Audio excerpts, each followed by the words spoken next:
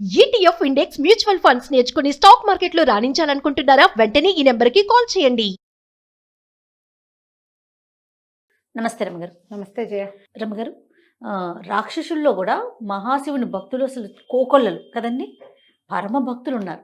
అలాంటి వారిది ఏదైనా ఒక కథ చెప్తారండి? ప్రఖ్యాతమైన భక్తులు రావణాసురుడు, అంతే కదా, గజాసురుడు, ఆ, తర్వాత భస్మాసురుడు, ఎంతమందో. బాణాసురుడి కథ చెప్పుకోవచ్చు. బాణాసురుడు.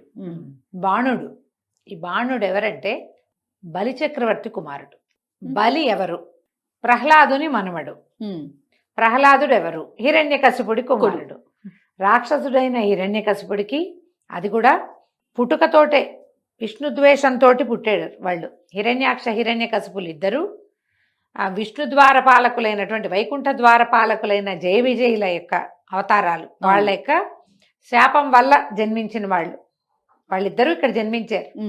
సనక సనందనాథులతో శాపం పొంది 3 జన్మలు విష్ణుద్వేషులుగా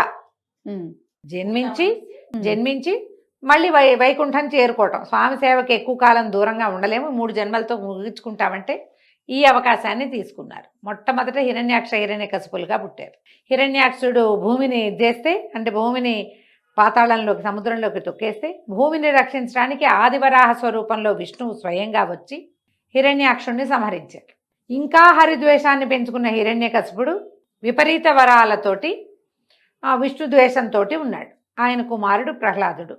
భగవంతుడు ఈ జయ విజయంలో ఒకడైనటువంటి హిరణ్యకశిపుని యొక్క కడుపున పరమభాగవతోత్తముడైన ప్రహ్లాదుడిని పుట్టించాడు.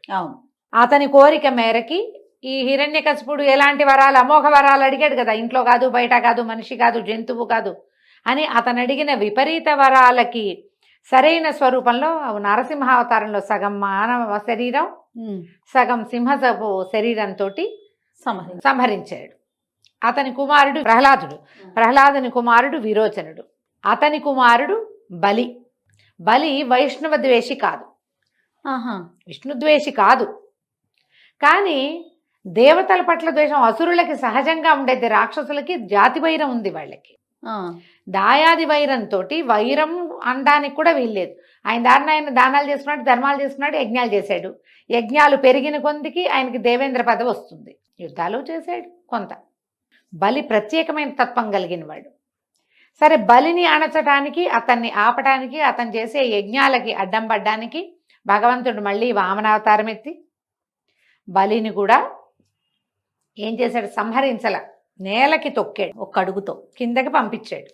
అప్పుడు బలికి మాట ఇచ్చాడు, నీ కుటుంబంలో ఎవరిని సంహరించనని. బలికి ప్రహ్లాదుడికి కూడా తన మనవణ్ణి రక్షించమని ప్రహ్లాదుడు వేడుకున్నాడు స్వామిని. అప్పుడు భగవంతుడిని ప్రహ్లాదుడు వేడుకున్నాడు. ప్రహ్లాదుడు అంటే పరమప్రీతి ఆయనకి. అందుకని బలిని సంహరించల.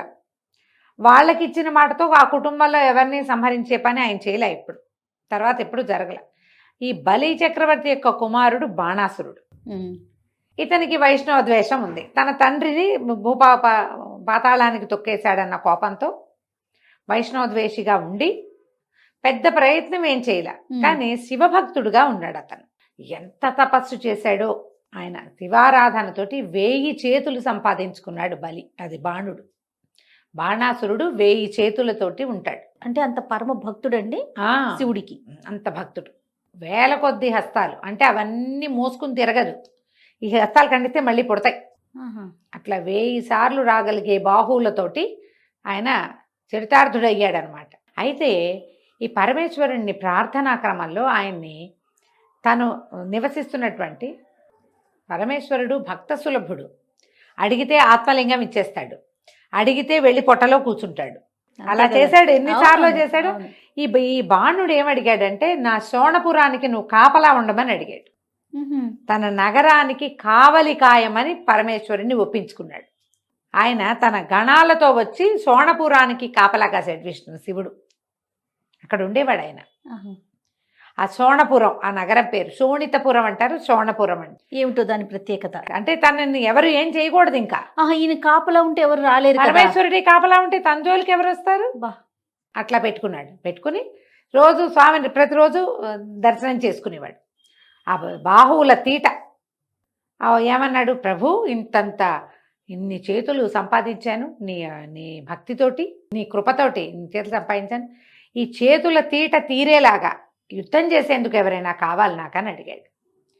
పరమేశ్వరుడి కోపం వచ్చింది. కోపం వచ్చి నీ ధ్వజం రాలి నేల పడిన రోజున నీ చేతుల తీట తీర్చేవాడు కనపడతాడు నీకు. వరగర్వంతో కదా మీకు ఈ మాటలు, ఈ బాహువులతోటి భగవంతుడిని అర్చించేందుకు వాడాలి వాటిని. ఆయన తాండవం చేస్తుంటే 1000 చేతులతోటి మృదంగం వాయించేవాట. నీకు చరితార్థముడు అయిపోయావు, చాలలేదు నీకు. నాకేంటో చేతులు చాలా గొప్పవి, నా బాహుబలము, ఈ బలాన్ని ప్రదర్శించడానికి ఒక వ్యక్తి కావాలని అడుగుతావు. పొగరు కాకపోతే ఏదైనా ఉందా ఇంకొకటి? నీ తీట తీరే రోజు వస్తుంది, నీ ధ్వజం రాలి నేల మీద పడుతుంది, అప్పుడు నీ చేతుల సంగతి చూసేవాడు వస్తాడు. ధ్వజం అంటే రమ్మగారు? ధ్వజం అంటే ఇది పతాకం, జెండా. వాకిట్లో ఇప్పుడు రాజ్యాలకి వాటికి ధ్వజం పెడతారుగా, అది రాలి పడిపోతుంది దాని అంతటా అదే. అది ఎప్పుడు పడిందో అప్పుడు ఉంది నీ సంగతి. హాయిగా ఉండేవాడు. ఈయనకి ఉషా కుమారిని అద్భుత సౌందర్య రాసేన ఒక కుమార్తె ఉంది. ఈ ఉష చక్కటి అందగతే వచ్చి శివపార్వతుల్ని సేవించేది. అయితే ఒకనాటి రాత్రి ఆమెకి కల్లో ఎవరో కనిపించారు. ఎంత అందగాడో, ఆయన తను కలిసి విహరించినట్టు కలొచ్చింది. ఈ ఉష ఏం చేసింది, తన చెలికెత్తైన చిత్రలేఖకి చెప్పింది. ఎంత సౌందర్య రాశిగా ఉన్నాడంటే ఆయన, ఎంతో బాగున్నాడు, నేను అతనితోటి కలిసి ఉన్నాను, అతను కావాలి నాకు.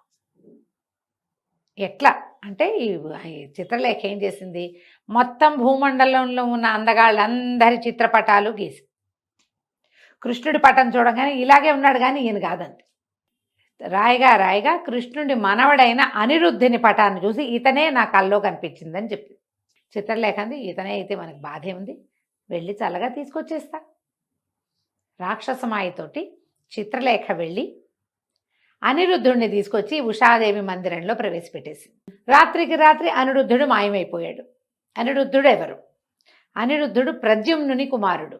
ప్రద్యుమ్నుడు రుక్మిణీదేవి యొక్క కుమారుడు, శ్రీకృష్ణ పరమాత్మ యొక్క కుమారుడు. ప్రద్యుమ్నుని కొడుకు అనిరుద్ధుడు, కృష్ణుడికి మనవడు. కుర్రాడు కనపడలేదు, అక్కడున్నాడు ఇక్కడున్నాడు అంటే రాత్రి లోపల పడుకున్నాడు, తెల్లవారేసరికి కనిపించలేదు. రాత్రికి రాత్రి మాయమయ్యాడంటే రాక్షస మాయ అయి ఉండొచ్చని వాళ్ళు అనుమానపడ్డారు. కుర్రాడి కోసం వెతుక్కుంటున్నారు, ఎక్కడికి వెళ్ళి ఉండొచ్చు, ఎలా వెళ్ళాడు, రథం మీద వెళ్ళానంటే బయటకు వచ్చిన దాఖలాలు లేవు. లోపల ఉన్నవాడు అంతఃపురంలో ఉన్నవాడు అంతఃపురంలో నుంచి మాయమైపోయాడు. ఈ ఉషాకన్య దగ్గరికి చేరిన అనిరుద్ధుడు ఆమెను వలిచాడు. ఆమెతో హాయిగా సంతోషంగా హ్యాపీగా ఉన్నాడు. రోజులు గడిచినాయి. మరి ఒక ఆడపిల్ల మగ పిల్లవాడు ఉంటే క్రమంగా దౌహృద లక్షణాలు వచ్చేస్తాయి, అమ్మాయిలకి సహజం కదా. ఈ లోపల ఎక్కడ ఉన్నాడు అనిరుద్ధుడు అనేది వీళ్ళంతా ప్రయత్నం చేసుకుని చివరికి ఇక్కడ ఉన్నాడని తెలుసుకున్నారు నారదుడి ద్వారా. తమ పిల్లవాడి కోసం వచ్చారు. ఈ లోపల ఏమైంది, బాణాసురుడికి తెలిసిపోయింది తన నగరంలో అంతఃపురంలో ఉషతో పాటు ఒక కుర్రాడు ఉన్నాడు. అతనెవడు? కృష్ణుని మనవడైన అనిరుద్ధుడు. అనిరుద్ధుడిని బందిఖానాలో పెట్టారు. వాళ్ళు వచ్చారు యుద్ధానికి. మా కుర్రాడిని మాకు అప్పచెప్పు. కట్ట వల్ల కాదన్నాడు వీడు. అనగానే యుద్ధం స్టార్ట్. ఇప్పుడు ఇక్కడ కాపలా ఉన్నది ఎవరు? శివగణం ఆయన ఉన్నారా? మరి ఇక్కడికి ఎవరైనా యుద్ధానికి వస్తే ఎవరు యుద్ధం చేస్తారు? ఆయనే కదా. కదా. ఇక శివుడు ఆయన నందినెక్కి మహావృషభాన్ని ఎక్కి ఆయన గణాలని ఎంతమంది ఉన్నారు? నంది, భృంగి, శృంగి, రిటి, వీళ్ళు కాకుండా కార్తికేయుడు ఆయన ఉన్నాడు మయూరధ్వజంతో, మయూరం మీద ఎక్కి. అక్కడ ఉన్న గుంపంతా యుద్ధం చేస్తారా? అందరూ యాదవులు, కృష్ణుడు పరమాత్మతో వచ్చినటువంటి వాళ్ళు, ఆయన కుమారులు ప్రద్యుమ్నుడు, సాంబుడు, సాత్యకి తమ్ముడు, సమస్తమైన వాళ్ళు యుద్ధం చేశారు. వీళ్ళు వాళ్ళు వేరే లెవెల్లో యుద్ధం చేసుకున్నారు బ్రహ్మాండంగా. ఈ యుద్ధంలో ఎప్పుడైతే ఈ ప్రద్యుమ్నుడు, ఈ అనిరుద్ధుడు వీళ్ళ దగ్గరికి చేరాడో, అనిరుద్ధుడిని బందిఖానాలో పెట్టిన రోజునే ధ్వజం విరిగి పడింది. ఇక కావలసిన వాడు రానే వస్తున్నాడని తెలుసుకున్నాడు. అది ఇప్పుడు వీళ్ళల్లో తనతో యుద్ధం చేసి తన చేతుల తీట తీర్చేది ఎవరా అనుకున్నాడు. ఈయనయ్యాడు. అయితే కృష్ణుడు పరమేశ్వరుడు ఇద్దరు యుద్ధానికి పూనుకున్నారు. మరి అక్కడ జరుగుతోంది అది. ఆయన కాపలా ఉన్నాడు, ఇక తప్పదు. యుద్ధం చేయక ఆయన పరమేశ్వరుడికి తప్పనే తప్పదు. ఆయన బాణాలు ఆయన వేశాడు, ఈయన బాణాలు ఈయన వేశాడు. పరమేశ్వరుడు పాశుపతాస్త్రం వేసి కృష్ణుడు నారాయణాస్త్రం వేశాడు. అయితే ఏమైందట, శైవ జ్వరం అని ఒక జ్వరం, శైవ జ్వరాన్ని ప్రయోగించారు శివుడు. వాళ్ళు వచ్చి కృష్ణుడి మీద పడితే ఆయన వైష్ణవ జ్వరాన్ని పంపించాడు. పంపిస్తే కృష్ణుడు శివుడు ఇద్దరు ఎవరి దారిన వాళ్ళే ఉన్నారు. ఆ జ్వరము ఈ జ్వరము కొట్టుకుని శైవ జ్వరాన్ని వైష్ణవ జ్వరం అణిచేసింది. ఆ యుద్ధంలో అలా జరిగింది. జరిగేసరికల్లా ఏమైంది, ఇప్పుడు పరమేశ్వరుడు దిగుతాడు. ఇప్పుడు డైరెక్ట్ యుద్ధం మళ్ళీ వస్తుంది. అప్పుడు జృంభనాస్త్రం అని ఒక అస్త్రం ఆవలింతలు తెప్పిస్తుంది. నిద్ర ఒక రకమైన పరవశం కలుగుతుంది, కునుకొస్తుంది అనమాట. ఆ అస్త్రాన్ని ప్రయోగించాడు కృష్ణుడు. పరమేశ్వరుడు తాత్కాలికంగా నిద్రలోకి వెళ్ళిపోయాడు. పరమేశ్వరుడు పడుకుంటే ఇంకేముంది, ఎవరి దారిని వాళ్ళు వెళ్ళిపోయారు. చిన్న వాళ్ళంతా వెళ్ళిపోయారు ఈ యాదవుల దాడికి తట్టుకోలేక. పైగా అసలు ఆయన కూర్చున్నాడు. ఆయనకు కొనుక్కుని పెద్దగా నిద్రగా పడుకుని ఇదైపోలే, కళ్ళు మూతలు పడ్డాయి. అంతే బాణుడు దిగాడు కృష్ణుడికి మీదకి. దిగితే ఆయన ఎందుకు ఊరుకుంటాడు, చక్రాయుధంతో చేతులని తరిగి అవతల బారేశాడు. ఆ 2 చేతులు మిగిలినాయి. 998 చేతులు తరిగేశాడు. అప్పుడు పరమేశ్వరుడికి మెలకు వచ్చింది. తన రక్షణలో ఉన్న బాణుణ్ణి కాపాడడం తన కర్తవ్యంగా భావించి ఆయన కృష్ణుడిని ఆపాడు. కృష్ణ పరమాత్మని ఆపి, నీ భక్తుడైన ప్రహ్లాదుని మనవడు, బలిచక్రవర్తి యొక్క కుమారుడు, వీడు అవజ్ఞగా ప్రవర్తించిన మాట నిజమే. నీకు మీ మనవడిని నువ్వు తీసుకెళ్ళచ్చు, పౌత్రుడిని నువ్వు తీసుకెళ్ళచ్చు, పౌత్రుడికి కన్యారత్నాన్ని కూడా ఇతను ఇస్తాడు. వదిలిపెట్టేయమంటే సంహరించకుండా వదిలిపెట్టాడు. పైగా బలికి ప్రహ్లాదుడికి మాట ఇచ్చాడు, మీ వంశంలో వాళ్ళు ఎవరిని నేను చంపను, ఇతన్ని చంపే ఉద్దేశం లేదు నాకు, ఈ చేతులున్నాయన్న గర్వంతో కదా ఇంత ప్రయత్నం. ఆ తర్వాత ఏం చేశారు, యాదవులు అందరూ కూర్చుని ఉషాకన్యకి అనిరుద్ధుడికి వివాహం జరిపించి ఆ అమ్మాయిని తమతో పాటు తీసుకెళ్ళారు. బాణాసురుడు తగ్గిపోయాడు. 1000 చేతులు సంపాదించుకున్న మహాభక్తుడు చివరికి రెండో కొన్ని కథల్లో 4 అని కూడా చెప్తారు. మహాభారతంలోనూ కనపడుతుంది, భాగవతంలో కూడా కనిపిస్తుంది కథ, అక్కడ కూడా కనిపిస్తుంది. ఈ ఉషా అనిరుద్ధుల వివాహ గాథ చాలా విశేషంగా ఉంటుంది. ఉషా పరిణయం అనే పేరుతోటి నాటకంగా కూడా దీన్ని చాలా చోట్ల ప్రదర్శించబడుతుంది. అవునండి, ఉషా పరిణయం మహా బాగుంటుంది. ఈ ఉషా పరిణయంలో ఏంటి, పరమేశ్వరుడు వాకిట్లో ఉండటం, అది విశేషం. అదే కదా, ఇలా చేసినటువంటి రాక్షసుడు ఇంకొకడు లేడు, ఇంకొకళ్ళు ఎవరు లేరు, బాణాసురుడే. మన అన్నమాచార్య కీర్తనలో రాస్తారు అన్నమాచార్యులు వారు, చెండిన బాణుని చేతులతో నీ ప్రతాపము ప్రపంచమంతా నిండిపోయింది తండ్రి. బాణుడు 998 చేతులు తెగనరికి పారేశాడు ఆయన, ఎవరు చేయలేకపోయారు. అంతా ఆయన వల్లే అయింది. కృష్ణ పరమాత్మ విష్ణువు మీదే కదా పాటలు, అన్నమాచార్య కీర్తనలని బాగుంటుంది. నిండెను జగములు నీ ప్రతాపము చెండిన బాణుని చేతులతో. బాణాసురుడి చేతులు అట్లా తెగ్గొట్టాడనమాట. అంత శౌర్యము పరాక్రమము చూపించాడు ఆ సమయంలో ఆయన. ఈ బాణాసురుడి కథ కూడా మనకి విచిత్రంగా కనపడుతుంది. నీ చూడు, భగవంతుడు నీకు ఒక అవకాశం ఇస్తే లాగేసుకోవాలని చూస్తారు. ఆయన నీకు 1000 చేతులు ఇచ్చాడు, 1000 చేతులతో నువ్వు మృదంగం వాయించి ఆయన నాట్యం చేస్తుంటే నువ్వు పరవశించిపోయి 1000 చేతులతోటి నమస్కారం చేసుకునే అవకాశం ఉంటే వీటికి బాహువుల తీట తీరాలి యుద్ధం చేసేందుకు లేకపోతే నువ్వేరా మోక్షం వైపు ఆలోచించారు చూడండి, ఆలోచించారు. అవకాశం దొరికితే మనం వేలు చూపిస్తే మండమింగేద్దాం అనుకుంటారు. కరెక్ట్ చెప్పారు, అంతే కదా, అదే కదా జరిగింది. అంతే తప్ప ఇక ఎప్పటికీ నీ సాయుధ్యం కావాలి, సాయుధ్య ముక్తివు, నేను నీతోటే ఉండాలని కోరుకోవట్ల. అదే కదా రాక్షస గణం, అదే రాక్షస గుణమే, అలాంటి గుణమే అంత. అంతే. కార్తీక మాసంలో ఈ కథ కూడా చెప్పుకున్నాం మనం. తప్పకుండా రమ్మగారు. నమస్తే. నమస్తే జయ.